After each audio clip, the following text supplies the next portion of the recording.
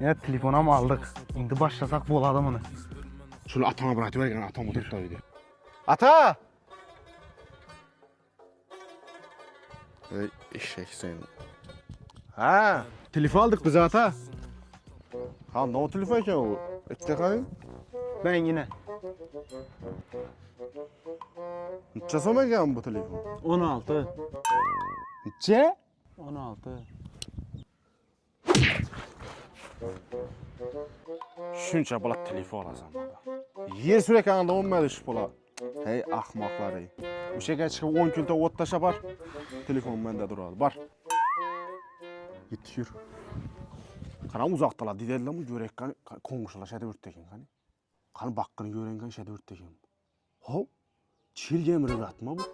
Hey olmağını. Beğer bir şokolu kamapta akıman. Yapın bunu gören kan indi. Hani? Kim bu yapıyor?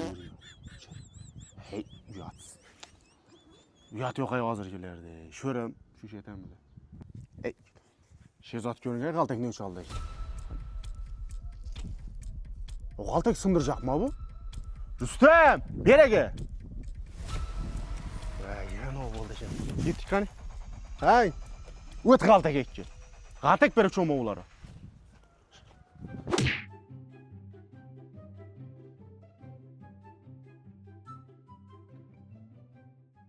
Geldin mi?